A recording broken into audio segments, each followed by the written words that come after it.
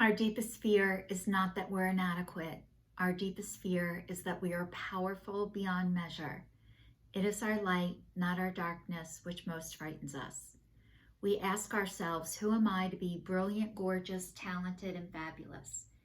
Actually, who are you not to be? You are a child of God. Your playing small does not serve the world. There is nothing enlightened about shrinking so that other people will not feel insecure around you. We are all meant to shine as children do. We were born to make manifest the glory of God that is within us. It is not just in some of us, it is in everyone. And as we let our own light shine, we unconsciously give others permission to do the same. As we are liberated from our own fears, our presence automatically liberates others. Marianne Williamson. Hello and welcome to I Am the Change, Michelle Kelly, where I started in 2019 stating I was breaking up with fear, I was breaking up with shame, and I was breaking up with guilt, followed by a weekly video and preceding New Year's resolutions, intentions after that. And this year's one was to not weigh myself every freaking day. And a little over a month ago, I was able to put away my scale thanks to a girlfriend of mine who said I wasn't trusting myself and I wasn't trusting God. So I was able to put the scale away, and I haven't weighed myself in a while. And actually, it's been nice. I'm not obsessing over it like I used to. So if you guys want to see what I've been up to and what my other New Year's resolutions were, please check out my videos. They're on YouTube. They're also on Instagram and Facebook. So it's under Michelle Simon Kelly, just so you know. And you know, last year, was it last year? Last year, my New Year's resolution intention was to have an income, to get money to come to me. And you know, I'm trying to find how I'm supposed to be making money right now.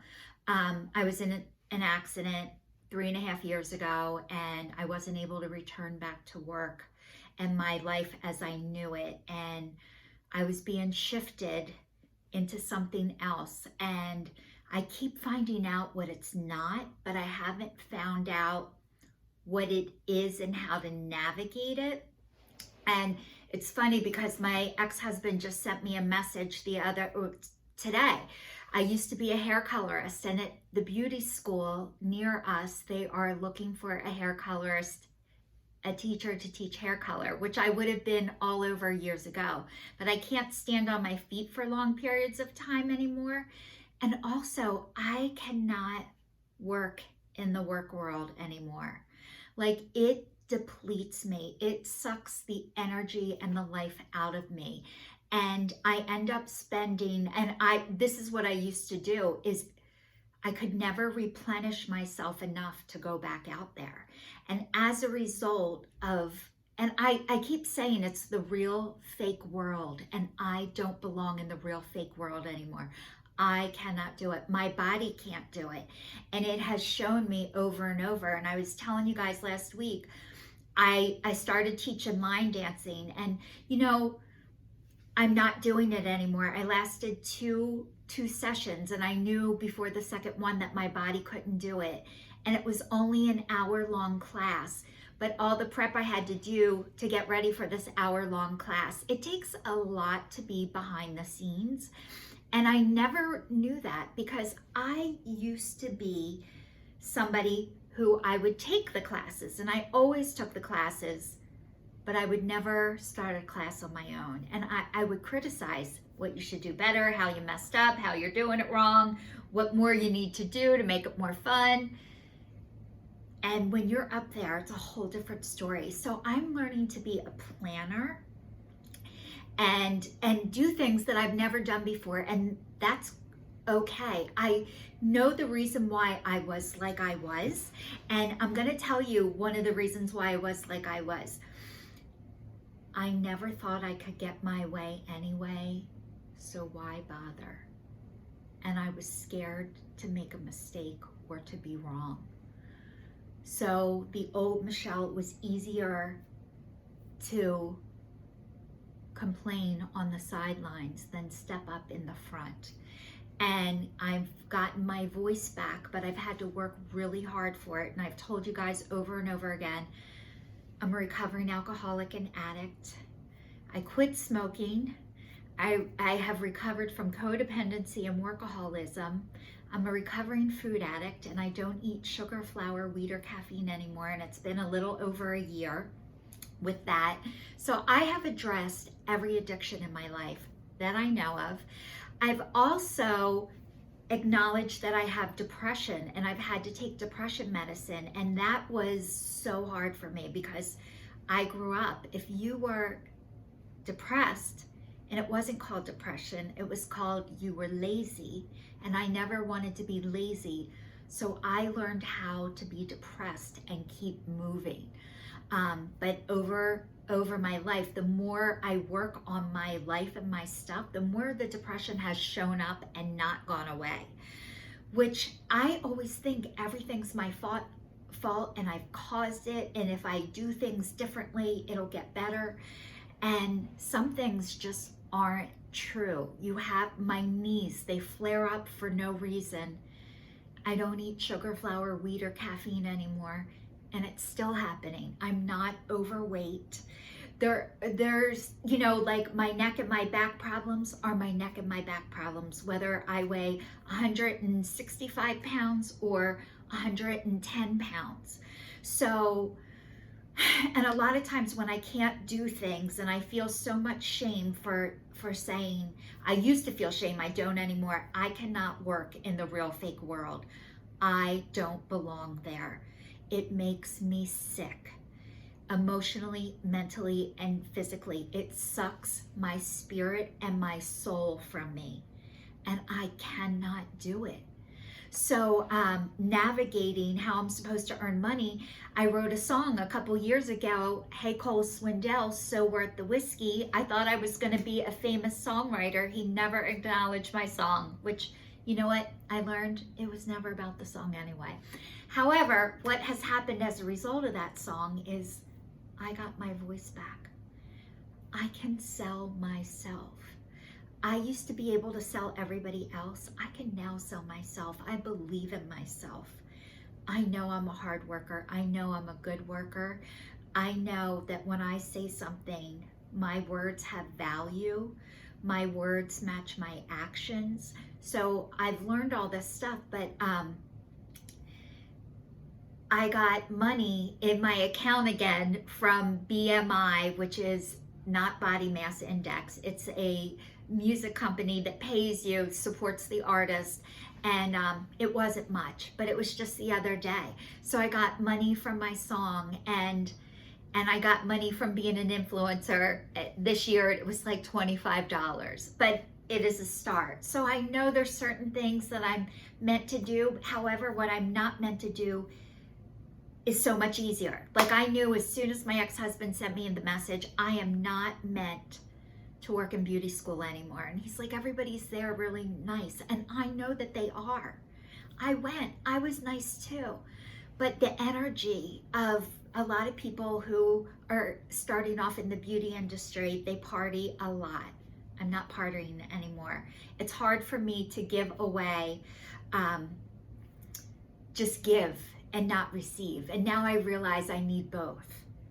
I can give, but I need to receive too. And if I'm not on the receiving end, I don't belong there. It doesn't work for me and it doesn't fit for me. So anyway, I'm learning all this stuff, but I realize by admitting my shameful things of I can't do stuff, a lot of times when I acknowledge what I can't do, when I can't do it, I'm actually giving other people permission to not do it either. And it's hard to be the first one to say this isn't right for me or I can't do this. So the other thing I wanted to tell you was what was so awesome is when I lost my glasses on the plane when I went to Texas, and my eye class place, Colonial Family Eye Care in Phoenixville and Royersford, gave me free glasses. So I wanted to show you guys my new state-free glasses, which I'm so happy with. I can see me on the thing on the phone while I'm recording it. I can see the computer, and I don't have to take my glasses off or go like this to see, which makes me feel so old. I can keep them on, and they're like progressives. So anyway, there are kind and loving and wonderful people in this world, and I know it. I am one of them. But what I decided I need for me is I need to be around people who are in 12-step programs and working on themselves and working on the recovery. And the other thing that I know about myself is I'm a spiritual translator. And what is a spiritual translator? And I found this out the other day. Like, a lot of times when I talk, things come out of my mouth that I don't even know are going to come out, and I swear I have to hear myself say them. But the spiritual translator is, I am a physical body on this earth. However, I really am from the spiritual world, and I know it, and I am remembering. So it's hard to explain, but I'm going to explain it to you anyway. So it's like we get programmed before we're born, and we get programmed, and then we come on earth, we get born, and we forget everything that we learned. Or, you know, we say, this is going to be your mom, this is going to be your dad, this is going to be your sister, you're going to be a drug addict, you're going to be an alcoholic, you're going to go into recovery, this is going to happen, you're going to have a kid, you're going to be a single mother, you're going to get divorced. And I'm like, oh yeah, okay, cool, I'll do that. And then you get here and you forget your plan. It's erased from our memory. And what has happened to me is I am remembering what my soul already knew. I know my soul, and a lot of people don't know their soul yet. And I am homesick for heaven. And I know that's part of my depression, is that it's so hard being here sometimes because I feel like I don't belong, but then I do. I know that I do. And every time I've found out, like last year, they thought I had pancreatic cancer and I thought I might be leaving. And I was like, yes, I'm excited. I can't wait to get out of here to go home. I know I'm homesick for heaven. And I know a lot of people don't believe in that, but I do. And I think that's why I get depressed sometimes, because I feel like I'm down here by myself when I'm this translator, and I know what other people's souls are doing when they don't know what they're doing, and I can explain it in such a way that people can actually hear what I'm saying now. So it's a hard place to be in, but I'm grateful. I'm so grateful, but some days it's just really hard. And I started to cry. I'm starting to get a headache. I talked to a girlfriend the other day who has COVID, and I'm like, I don't know if I ever got over COVID. I have never gotten my energy back. It's not over a year. It'll be a year in July, but I never got my energy back. So I had my neck surgery. I'm so much better, but I'm working on getting my back fixed. My leg's been burning for months, ever since my neck pain has gone. It's like my body speaks to me, and I have to listen. So, I'm on Social Security disability. I'm on food stamps. I'm on help with my electric and all that kind of stuff, but I'm okay. I am okay. And, sometimes I forget what I have because it's so easy to focus on what I don't have. But what I do have is love, and I can see things that most people can't see. And it's hard when I'm the first one who can see it. So this is your sign, signing off. Thank you to everyone who's watching. Please stay tuned, stay safe, and I will see you all next week.